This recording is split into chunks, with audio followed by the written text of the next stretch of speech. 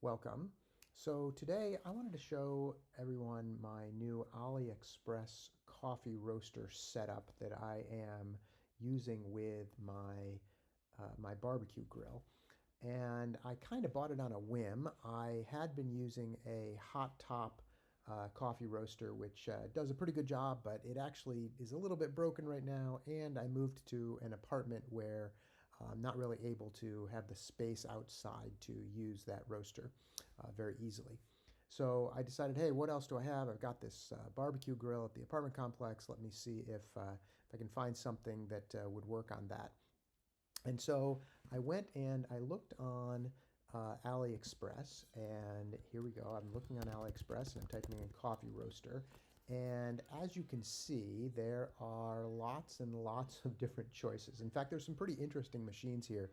If you wanted to take a gamble, you could buy one of the slightly more expensive ones, and I'm sure you might have a lot of fun playing around with it. There's a $13,000 commercial roaster. Who knows what the cost to ship it is. But there's a lot of roasters on here. And in fact, I kind of got a little bit lucky. I mean, I was just scanning through the various roasters on here, and I stumbled upon one that actually I thought, hey, maybe this will work with my grill. And it wasn't that expensive. I'm going to scroll down to it here eventually. There's a couple that look very similar, and in fact this one right here looks somewhat similar to the one that I ended up with. But finally, I landed on one, this one in fact, and I ended up buying it. So this one, the original, actually, like you can get it with just a handle to turn, or you can get it with a motor. And in fact, this one I got it with the regular 120 volt motor. It's an adjustable motor, as you can see, and it comes with a little stand, and it is basically meant to go with a burner underneath it. And I said, well, why don't I try it on my grill? So that's what I ended up doing. So let's jump over to the actual roast, where I actually show you the roaster itself. So I put about 400 grams of beans into the roaster, and you'll see how it comes out. I was actually surprised I could get that many in this little basket that I have, but you'll see how it turns out. All right, I bought this little rotisserie basket here with a motor on it and a little stand. You can see the stand over here. I just checked out, and it happened to work with the rotisserie section on my grill. And the stand, normally this would go on the stand itself, but if I put it in here and then on the stand like this, it seems to work just fine. And I can turn it on, and it'll just go like that for the duration of the roasting session. So what I'm going to do is I'm going to turn on my grill.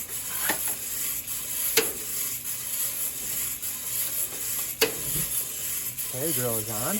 I'm going to put both of them on for right now, these two burners, and we'll see how that goes. There we go, the second grill.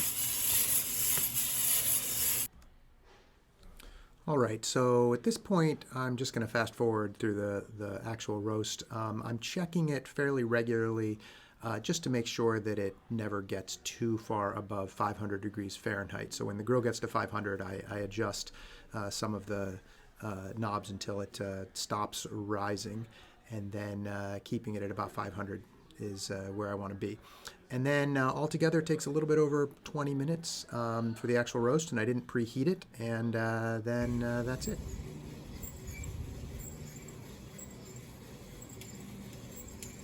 Okay, we're just getting into second crack now. So in a second you're going to see that I have put on my silicone gloves that can handle very high heat, and that of course is so that I can take the basket off the grill without burning myself.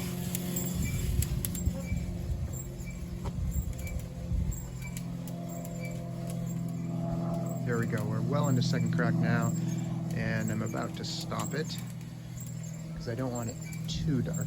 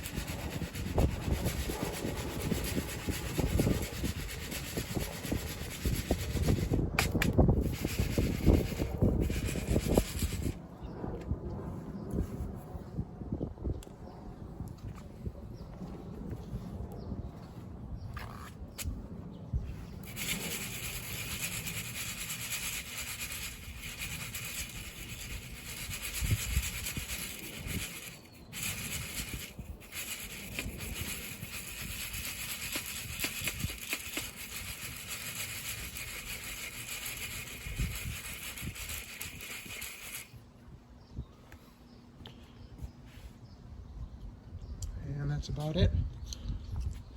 Call that a medium dark FC Plus maybe.